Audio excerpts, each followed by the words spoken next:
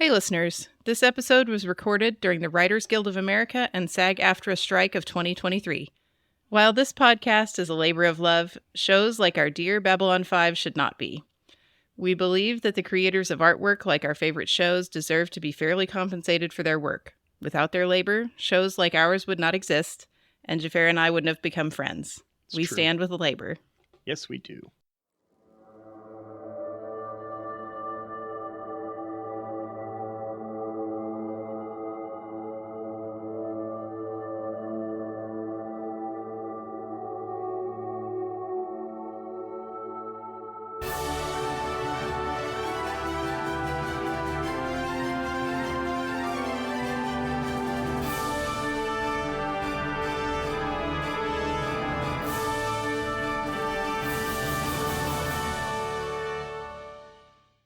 Hello and welcome to Who Are You? This is a Babylon 5 watchcast hosted by two former strangers, now friends, who've gotten to know each other while rewatching a favorite show from their childhood, Babylon 5. I'm Xhafer.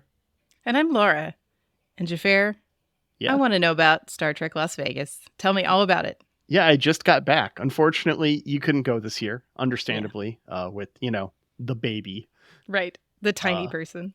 But yeah, I went with Beth again, my partner. We went last year and met you for the first time in person. Yeah. I think we said that in pod last time. Yeah, we did. Yeah, and it was a grand time again. I got to do a bunch of panels, which I always really enjoy. Got to do all kinds of stuff. They had a little Lego building contest this year. That was fun. I did the Star Trek wines tasting again. Mm-hmm. Like we did the Romulan ale last year. Right. This year, I got to try all the different Star Trek wines, and it was a good play because I went at the back third of it.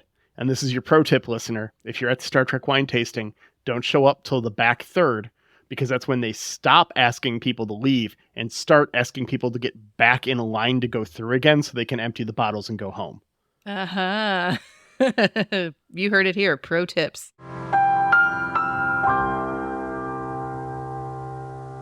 So I got loaded for free that night. It was a good time.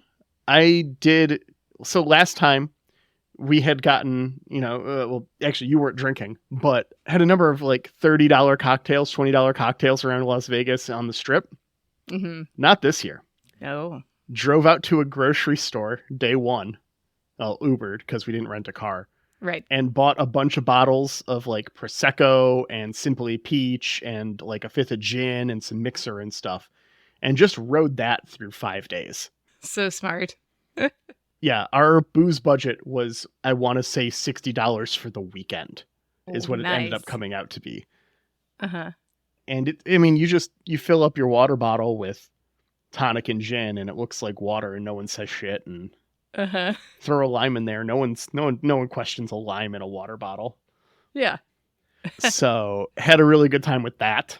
Went to the Pranica Cabanica and hung out with a bunch of friends of DeSoto, which are listeners of the Greatest Generation podcast, of which Adam guested on. Well, the episode aired 2 weeks ago, but for us, it was a month and a half ago. We recorded that episode. So got to chill with him and Ben in person for a bit, which was fun. And a handful of our other friends that we've made at that convention that we both met last year. Shout out Jake and Rizzo and Bree. Yeah.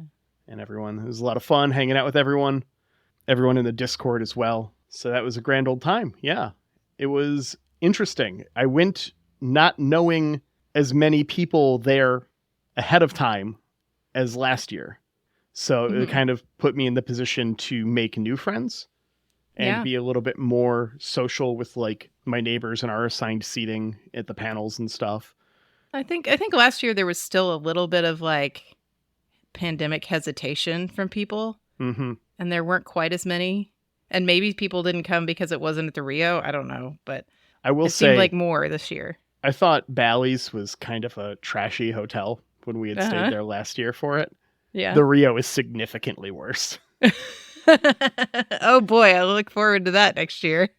Yeah, the pillows are miserable. I'm legit bringing like an extra bag just to have for pillows next time. Noted. That's important to me. Pillows are important. Yeah. I might not if I didn't have status. If my bag wasn't free, I might not bother, but because it is, I definitely am. Yeah. Well, thank you for all the pictures and every story you put in our group chat. I wondered if I was going to feel a little like jealous of not being at Star Trek Las Vegas this year, and like if I was going to feel sad when I saw stuff, but I didn't. I was really happy to see it and happy to see my friends having fun. And it just felt like included when you guys thought of me and sent me something. So thanks. I appreciate it. Yeah, that little group chat, the USS Vicarious, was a highlight of the con for me as well, because you guys weren't there, and and Ben was in that group chat as well. He wasn't there, and next year though, we're getting a big group section, and we're all going to sit next to each other and shoot the shit during the panels. It's going to be a lot of fun. I'm really looking forward to it. We're going to be the hecklers. We can sit there and heckle. I mean, yeah, if they bother bringing Beltran back, we'll let them know how we feel. Just sit there in MST3K, a Star Trek convention. Yeah. Please, let's do that. Excellent. Well, we have more to do, Xhafer. I think we need to try to design an episode of Babylon 5 today. Yeah, it's time for some plot poker. Hello. So I deal myself in. Yeah, which means I need to open up some cards. I got 4 packs of Great War, and then I snuck into our next box and grabbed one of Shattered Dreams, which will be the next expansion we do, should anyone actually follow this game and know or care about that. Yeah, my Great Wars have really been duds, I think. Oh, but I got another Zathras just now. Hell yeah. We should go through all of our Zathrai at the end of this. See how many Zathrai we ended up with, different ones. Yeah, do we have the full set? You said there's like, what is it? Is it 7 different ones? I think so, yeah. However many letters are in his name, there's one with an apostrophe in every different place. But they're spread out over several sets. Yeah. Oh, I got Altruism. That's a good card. And I was looking at our list of what cards we've had. Possibly non-exhaustive. I'm not totally sure if this is everything, but it was like, if we put a Zathras in every possible scenario, I think we've only used him in character so far. Okay. But he could also be a problem, a solution, and a twist. Oh, we should explain the game how again. the game works while we're going through these packs. Mm-hmm. Oh, I got Veer looking at Mr. Morden's head on a pike.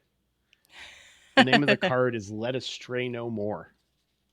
Yeah, so how this works is we open up a handful of packs here, and we divvy them up into 4 different possible piles of cards. We've got kind of like characters or like people, things going on, arriving on the station or doing stuff on the station.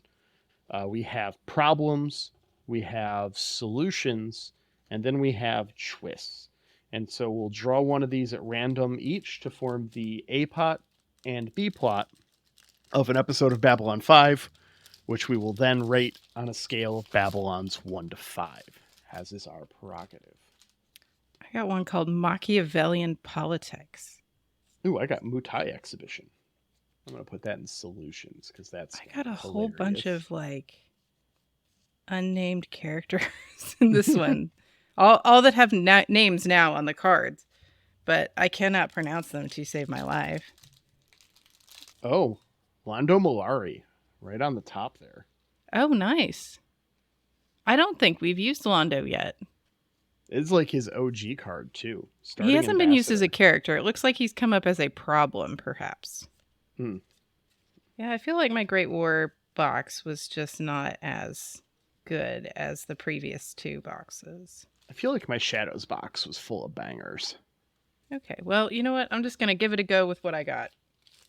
And we'll see.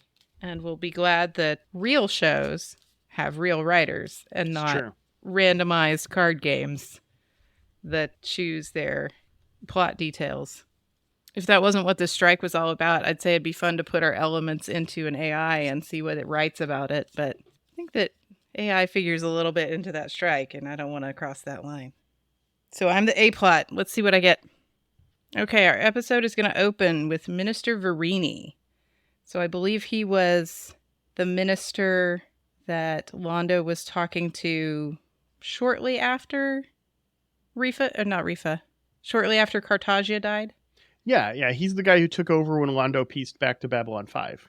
He's the one who's like all past. No, that's Minister. I got him here too. Verano Oh. is the one who took over. Verini is like the one who was security kind of guy, I think. Maybe? Oh, okay. Or maybe he's the guy that, oh man, we're just really messing it up here. I think he's the guy that came to evaluate between Cartagia and Rifa, actually. Okay. I don't know if you can see his little picture there. But... Oh, there we go. Yeah. Yeah. It's the Cartagia and Rifa minister. These Centauri have too many ministers. This is the problem. So Minister Verini is visiting Babylon 5 when there is an accident. Some kind of explosion, according to this card. And the solution to the accident is our favorite guy. Yeah. Xhafer. So maybe Xhafer comes up from Epsilon 3.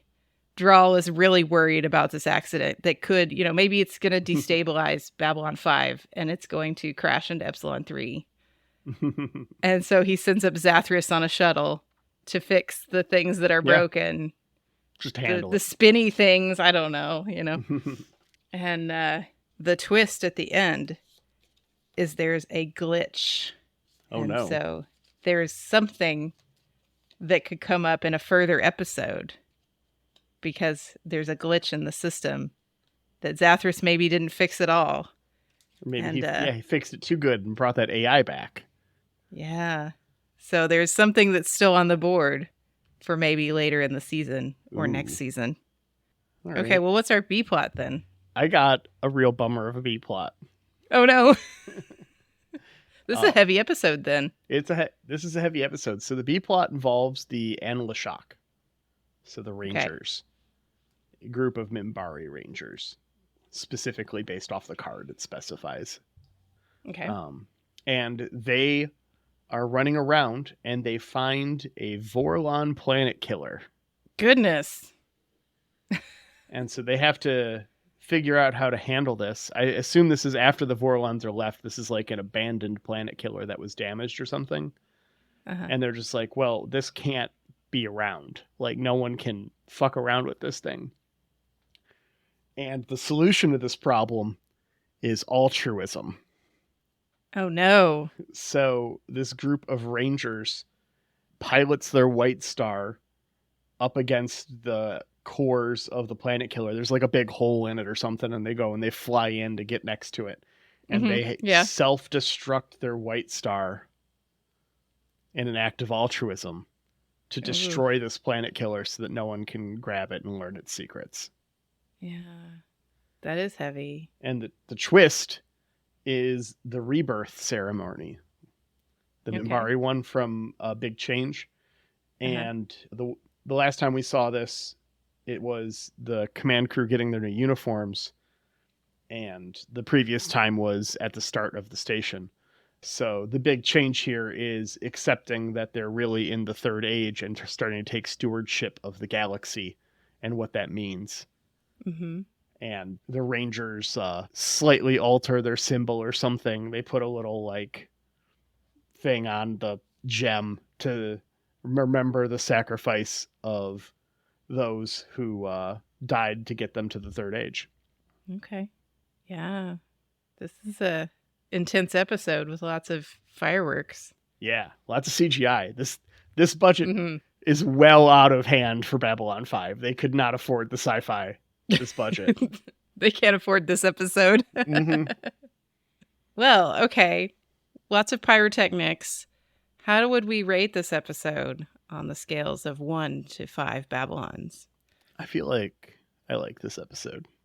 Yeah, I do too. I think this is a really good episode. I'm going to go ahead and give this a Babylon 4 out of 5.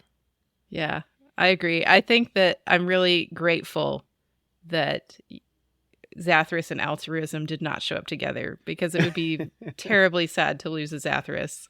Yeah. There's only 8 left where we're at right now.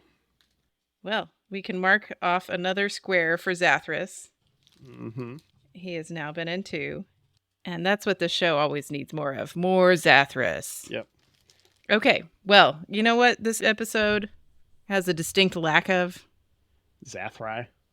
Yeah. It's a shame. It does have rumors, bargains, and lies, though. And in spades, I would say. For sure.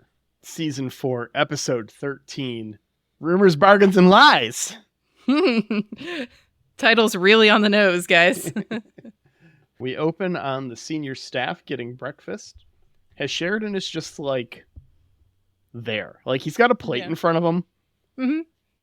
Half eaten, presumably. He's ignoring that plate for the most part. And he's taken up most of his table and chairs to put his feet up. Like, there's not enough room for the rest of the senior staff to sit with him, so they take a table next to him. Yeah. And just sort of talk in his direction. Yeah.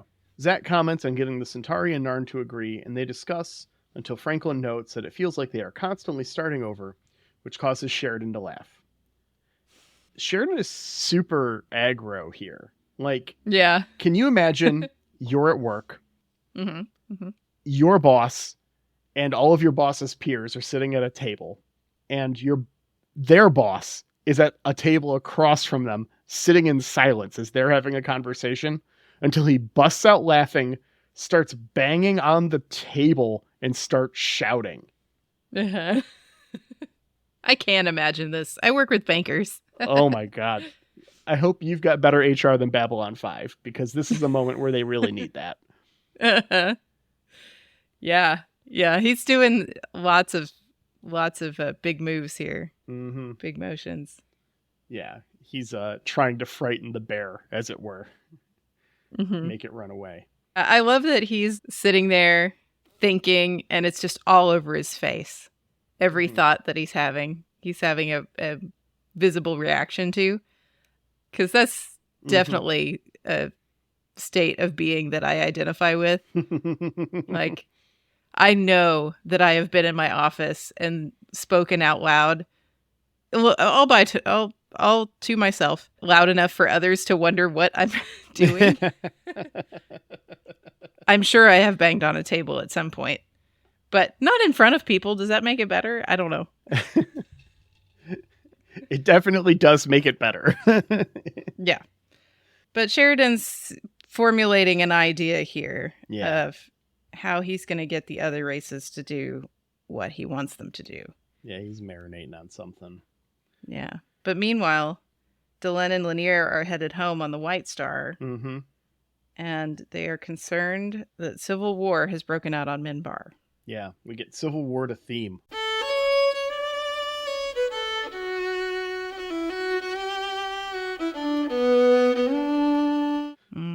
And when we get back, Delenn and Lanier are in a conference room. Delenn reminisces about her childhood in Ydor, which is the name of the capital city, which they don't say in this episode and haven't said yet in the show.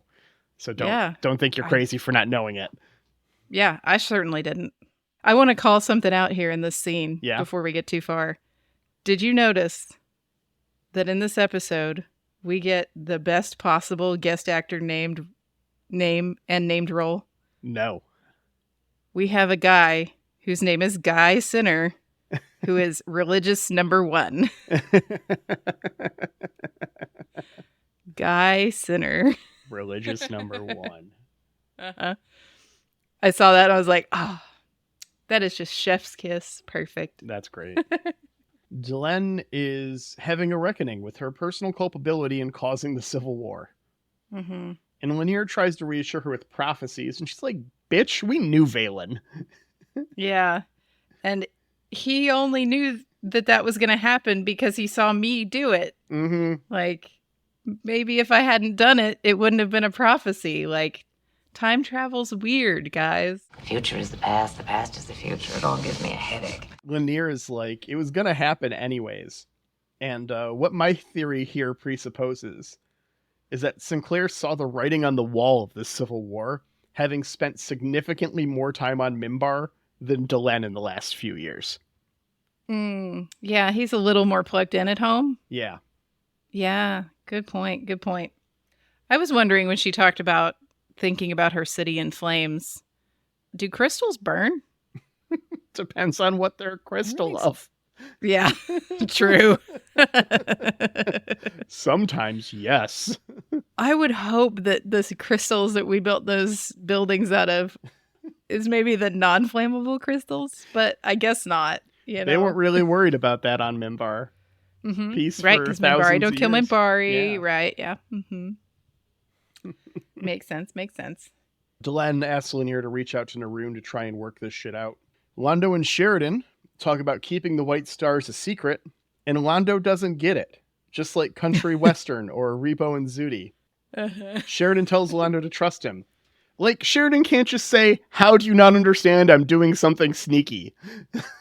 Right. If anybody understands something sneaky, it should be Londo, Yeah, it's right? all like, just, hey, no, I'm pulling a thing. This will be great. It'll come together. Yeah. I'm doing a thing. Did you notice that Londo's quarters look like they got a nice upgrade? Yeah. They look fancy in the background. I wonder where that budget came from / what happened. Yeah. Well, I mean, he's being sent back to Babylon 5 after, like, deposing the emperor. Yeah. Moving his way up in the ranks. So maybe he's got more rent money. Oh, I meant the show's budget. I know. I was just trying to give an in-world, like, explanation. But yeah. Do you think it's just I a wonder where that redress budget of came his from. room on Centauri Prime and that they didn't have time to finish it? Could be, because it is definitely bigger, too, than, like, the quarters sets we've Yeah. seen. Like, it seems bigger. Mm-hmm. I don't know. But nice glow up. Back with the Minbari, everyone from the religious and warrior casts are lining up like the Sharks and the Jets. Well, I want to talk about the composition of this shot. Yeah? That's Because mark the calendars. very, very granular here for me. We're lining up like two gangs, right? Mm-hmm. Neroon stays behind his gang. Delenn comes in front of her gang. Yes. I feel like this is an unspoken commentary on how those who purport to be strong project themselves as aggressive, and the warriors Mm-hmm. are actually scared little boys. Mm. You think? Yeah, like we could throw 3 bottles in Delenn's hand here so she could just clink them together. Warrior cast, come out and play, yay! Yeah, like she's ready to be in front of her people. She's ready to Mm-hmm. do this. She's ready to and scrap. Neroon And Neroon is not. hiding. Yeah. Mm-hmm. I think somebody was thinking. I think the director was thinking about this shot. I would believe that 100% based off of every episode of the show. Right. No, it's a good call out for sure. The way this is put together is a notable difference between the two. Mm-hmm. Yeah, and it puts a distinction, even more distinction, between her style of leadership and Neroon's style of leadership. Mm-hmm. And it's also a statement on how Delenn sees things. Because as we go through this episode, she thinks the only thing standing between her and Neroon being able to have a peaceful conversation is the warrior caste. Mm-hmm. And she doesn't realize that the religious caste is also a problem. Yeah. Mm-hmm. Even by the end, she still has no idea. Yeah. They go off to have a private talk, though. Mm-hmm. Basically, Delenn is still of the opinion that neither side should win this Civil War conflict. The Minbari society needs to stay in balance. Mm-hmm. And if either side wins, then they're not going to be in balance anymore. She and Neroon kind of come to an uneasy truce together, and he agrees to hear her out, Mm-hmm. give her a chance, and support her. Yeah. After this, the Drazi ambassador is worried about what Sheridan isn't telling them. Sheridan is just trying to hide a shit-eating grin this whole scene. Like, Mhm. Bruce, you did an excellent job with the micro expressions and the acting in this scene. Well done. It's perfect. You did good. It is very good. Yeah. He orders Marcus to blow up some asteroids, then head home. And Ivanov is like, "Are you all right? This is weird." And he just laughs to himself.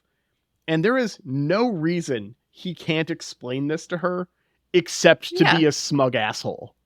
That is the only reason. The plan is still going to work if she knows about it. There's no like logistical reason to leave her out of it. He just wants to feel superior. Exactly. And it's even shittier because he clearly tells Franklin what's going on in like 30 seconds. Yeah. Especially because Franklin also has the shit-eating grin. Mm-hmm. Yeah, Franklin clearly knows what up. And for him to not tell Ivanova and then explicitly to not tell Ivanova so that he can go tell Franklin is shitty. Yeah. Before that, though, Justice we for get Ivanova, Londo. hashtag. Before that, we get Londo being a little racist and hyper-masculine Mm-hmm. while talking to the Drazi ambassador in his quarters. I have that exact racist Londo call out in my notes. I was like, we don't need to bring facial features into this, Londo. Right. Or male anatomy. It is not a good look. It could not have been a good look in 1997, and it is an even worse look now. Yeah. But he is, like a known genocider, so Yeah. I'm not really and worried a about xenophobe. redeeming him, but Yeah. at the same time, tone it the fuck down, guy. Yeah. He insults the Drazi ambassador's eyes, brings up his massive male anatomy, tentacles, wonderful. Testiculates. Testiculates. I forgot. I'm sorry. And follows Sheridan's game of refusing to explain what the White Star Fleet is and why it's on the edge of Centauri space. Yeah, Londo denies everything here. I plead the fifth. As the Drazi ambassador leaves Londo's quarters, we see him meeting with a bunch of other League ambassadors outside of Londo's, and he confirms something is up as Franklin asks them all for blood bank backups, just in case. He then walks away with a casual, "I'll see you later, probably," clearly playing his hand that he's in on it. This is not creepy at all. To have the doctor requesting more blood for reasons. Just more blood. A bunch of religious caste Minbari are gathered up to make sure that they stop Delenn from surrendering. And so they're talking about a mutiny here. Now, there's an interesting note here. They talk about the warrior caste looks down on the religious caste because of the surrender, and that they haven't gotten past that. So does this confirm that the warrior caste did not partake in the Shadow War? We know the religious caste was the main driving Minbari force there, and they're on all the White Stars. Well, and they had some of the cruisers too, didn't they? Yeah. So if the warrior caste is still just giving the religious caste shit about the war previous, having sat out this one, are they completely misunderstanding the status of the religious caste right now? Because they're literally an active military coming fresh off of a victory in a huge war. Yeah.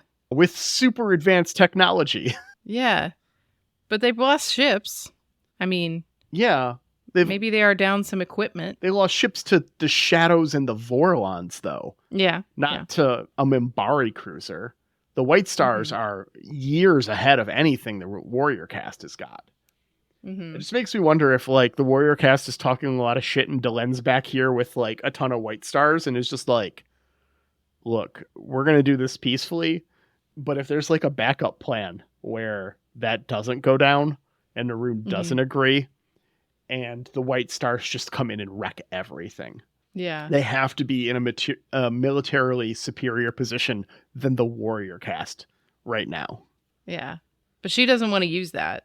No. She does not want to win. She does not believe that the religious caste should do that if they can avoid it, I think. I think that these religious Minbari have apparently never heard what happens when you assume. Right. Yeah. They decide they're going to go for martyrdom. Martyrdom is the answer. Yeah. Yeah. They overheard one wrong part of her conversation with Neroon. The part where she says the religious caste cannot win. Yeah. They didn't hear the rest of it. No. And the answer is to just kill everyone. Yep. Over at MSNBC Studios, Sheridan tells Ivanova to mention that nothing happened in Sector 83 by 9 by 12. Yeah. Nothing. Just nothing happened. You're not lying. Nothing happened there. It's all yes, I checked. Nothing happened there. It's all exactly. Just say nothing happened there. Yeah, Ivanova says, like, we don't want to plant stories. We don't want to be propaganda. We don't want to be that. We want to be better than the people we're against. Mm-hmm. And Sheridan says, well, it's not wrong. Yeah. It's not untrue. It's not a lie. But I don't know. I'm really on Ivanova's side here. Same. I don't like this look. No, it's not a good look. Yeah. I mean, we can save that for the end. Maybe we discuss this at the end of the episode, but I don't like it. She does tell us, though, that 3/4 of Clark's cabinet resigned over the protest. Yeah, over martial law. Yeah, that's good to know. Yeah, not everything is as lockstep as it seems back home. The more that they reach out, the more they find that. Mm-hmm. She does make the broadcast, though, and this does get the League further worked up. I love it when a plan comes together. The non-aligned ambassadors get all excited over this possibly invisible enemy because they've been to Sector 83 and they can see that something's been blown up. They can't detect what it was. And they are all to the point of like scattering in the Zocalo. Mm-hmm. They're so concerned. Yeah. And I mean, I guess that they're not like wrong to be concerned about an invisible enemy, right? Because we just had the shadows who were shown all over Babylon 5 sometimes. Just invisibly. Casually invisible. Yeah. Invisible aliens are like a going concern in this universe. A warrior caste goon gets Neroon with a Denbach as the religious caste actually fucking listens to Delenn for 30 seconds and realizes that they made a big mistake. Big whoopsie doodle. She says the exact right things to chastise them without saying it. Uh-huh. It's beautiful. As Lanier is in whatever the fuck their Jeffrey tubes are called. I don't... Yeah. I called it a Jeffrey's tube. Yeah. I mean, that's the Star Trek term, and it's a reference to like one of the art designers or set designers on the original series, I think. Oh, cute. That's why they're called Jeffrey's tubes. So they definitely have no in-universe reason to be called that in Babylon 5. But y'all knew what I meant. Uh-huh. Yeah, we did. Yeah, he finds the poison canister. Mm-hmm. He gets some clutch last words in here as he collapses, just in case.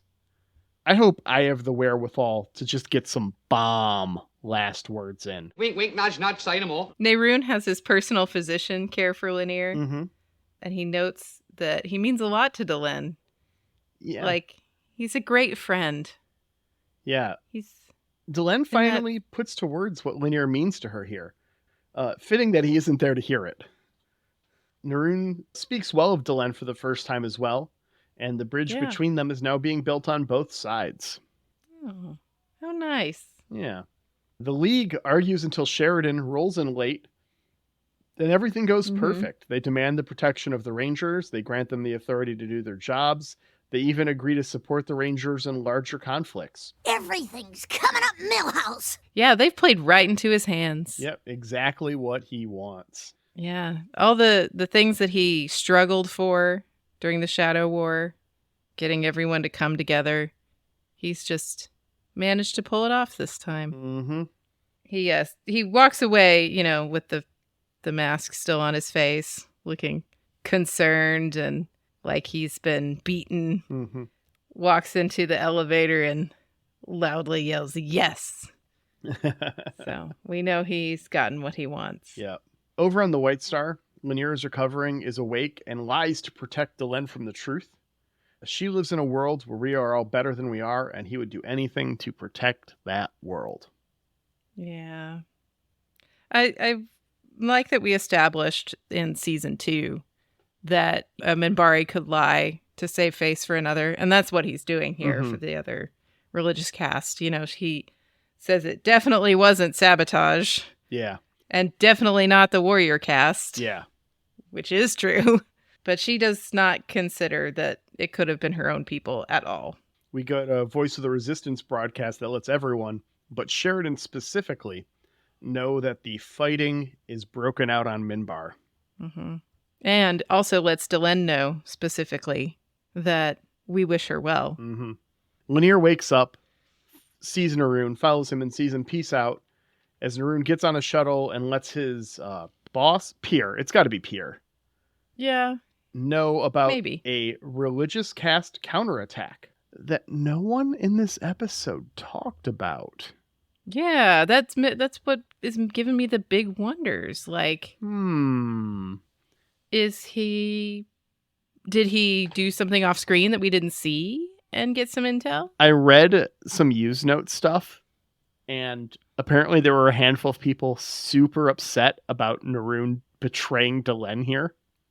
Uh-huh. Well, I felt that way on my first watch through. I was like, this bastard. But then I came back to it a second time and I thought, well, but is he?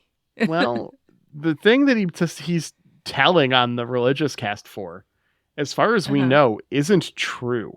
Yeah. It didn't happen on screen. It would have had to have been an off-screen thing. Well, we'll find out about Neroon next episode and what's going on there. But before then, Laura, how'd you feel about this one? Rate this episode for me, if you would, on a scale of Babylon's 1 to Babylon 5. I gotta give this one 2.5 Babylons. Really? Yeah, I don't like it that much. And a lot of it is the bad feelings that it gives me. But for practical standpoint, it's a lot of telling versus showing with the situation on Minbar. We get like one CGI shot of the Crystal City with some smoke in the background and some berobed people running about. But we haven't really seen much conflict and strife on Minbar that would make me worried. Like, I feel like you could almost fix this with one little scene before we see Delenn and Lanier on the White Star, where Delenn like gets a call from somebody and there's like clear chaos or destruction in the background and they're asking for her help. Yeah. But instead, we're just kind of told things on Minbar are bad. I think that is a cultural difference. I think that Minbari infighting is so rare that something that we might even consider a borderline peaceful protest is civil war for them. Yeah. Okay. Could be. I think that's just their culture compared to ours. That, fighting breaking out in the city could be a handful of limited incidents, to be perfectly honest. And that might still qualify as a caste civil war to the Minbari people. Well, I still feel like somebody calling for help would do more to establish the conflict rather than just everybody telling me there's conflict. Fair. I also don't like the big patriarchy vibes I get from Sheridan in this episode, where he's manipulating people. He is the worst part about this episode. Because he's our captain and he's our good guy, we're supposed to just trust him. Yeah. And that's a very like patriarchy thing, feeling that it brings up in me like, oh, they're men and they're in power, so we're just supposed to trust it. And no, I'm 100% on board there. No, don't like it. If he had been level with Ivanova and not lied to her to be a smug asshole and then gone and told Franklin, I might feel differently about it. But that's not what happens. It's a piece of shit. He's a piece of shit this episode. He lies. He is the most un-Sheridan we've ever seen him in this episode. Well, we did see him like beating up Morden. Yeah. Without due process. But we've had his ACAB moments for sure. But this is outright misinformation campaign to manipulate a group of political powers into doing what he thinks is best for them, taking away their call in their best interest by making them believe that there's a giant threat. It is antithetical to how his character behaves most of the time. Yeah, and just because we, the watchers, know that, there actually is a threat out there, it doesn't make it better for me. Yeah. It doesn't. Just be honest with them, maybe. And if they choose to be stubborn about their defense, then that's them doing their thing for their people. But even the League of Non-Aligned Worlds calls it out, where it's just like, we're still beaten up from the Shadow War. Like, you need to help us defend ourselves until we can rebuild. That's all they ask for. They don't want long-term protection from the Rangers. Right. Nor should they. They're sovereign nations. They want to protect themselves. That's what makes them sovereign nations. You're right. Right. This is a very slippery slope that Sheridan is on. I don't like that. That makes me feel bad. For sure. And then the pacing is just a little everything with the Minbari is happening kind of fast, and I'm not seeing a lot of it. So that's See, I think putting me off I a really little liked bit. all the Minbari stuff this episode. And Yeah, just to throw a number okay. on it, I'm giving it a 3.5, Okay. which I think might be the biggest discrepancy we've had. Yeah. I don't know. We've been you've been on the fuck this episode scale when I've been on Yeah, but that's the a number separate scale, scale. so It's not a that's- 0. yeah. It's a non-rating. right. It's just like we see so much in the one, Mira acts the hell out of this fucking episode. Oh, for sure. Just No throws this thing complaints on her there. fucking back and carries you through it. It is interesting to see her view of the world put so plainly, what makes her different than other Minbari, what makes her Dukat's chosen, all of these things to be stated plainly and then also shown to us, to see the dissent that could exist until they realize the person that they're actually interacting with. I loved all that stuff. Lanier just fucking heroes out and is willing to throw his life down to save everyone. Yeah. Which is great. And this is the second time he's heroed out and done that. Yeah. When he pushed Londo out of the way. And I think it happens a third time. Spoilers. Like, it's... Yeah, I think you might be right. Yeah. It's just like... I really enjoyed all that stuff. I enjoyed the subtle politicking with Neroon and Delenn, trying to come at things from such different perspectives. Delenn admits she's fucking wrong. She was wrong to do certain things, to see her regrets and everything. And then the only redeemable part about Sheridan this episode is to see how quickly he becomes an asshole when she's gone and how much of a better person she makes him. Yeah. Yeah. He needs that. He does, for sure. He needs someone to keep him in fucking line because it's not going to be any of his subordinates on the station. And he's definitely playing into Garibaldi's critique of you are playing God. Do you think Sheridan acts like this if Garibaldi is still on senior staff right now? Even with Delenn gone?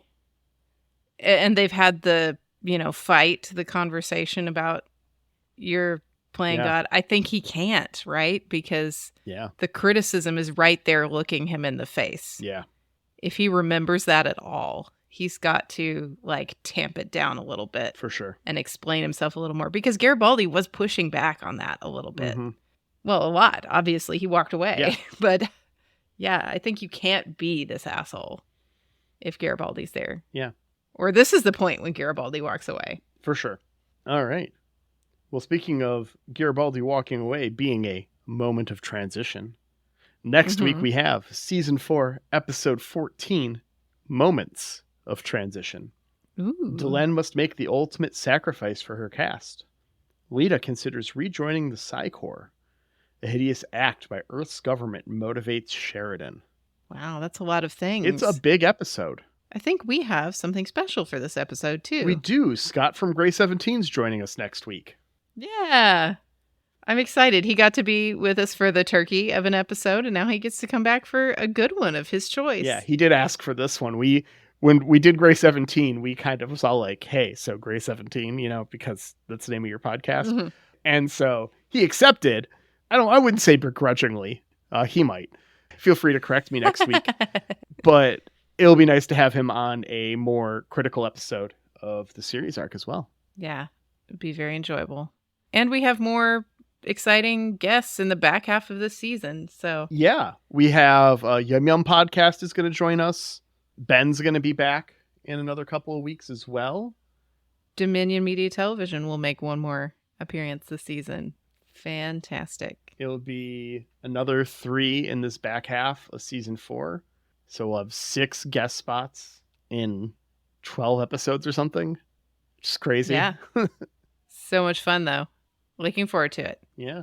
What I'm looking forward to is everyone's journey of self-discovery through music when they go on Spotify or their streamer of choice and listen to Nuclear Jaguar, which you can do. And we'll say again, thanks to Jeremy Siegel for our lovely theme music. And thank you to Angry Duck Time Machine on Instagram for our podcast artwork. Thanks, Aaron, for editing our podcast and making sure that it comes out on time. Having just been on vacation and having not to edit podcast was fucking excellent. So I really appreciate you doing that for me at that time. And thank you to you, the listener, for being here and joining us on our Babylon 5 journey. Really appreciate it. You choosing to spend an hour with Laura and I as we talk about Babylon 5. Go ahead and join our Discord. Shoot us an email, whoareyoub5@gmail.com. We're on X now. Twitter renamed itself. They're called Zeets now or something. I don't know. Are they? Elon Musk is about to get the shit beat out of him by Mark Zuckerberg, and I'm really looking forward to it. It's the only time in my life I've rooted for Mark Zuckerberg. Yeah. And speaking of Mark Zuckerberg, we are on Facebook as well. You can find us there.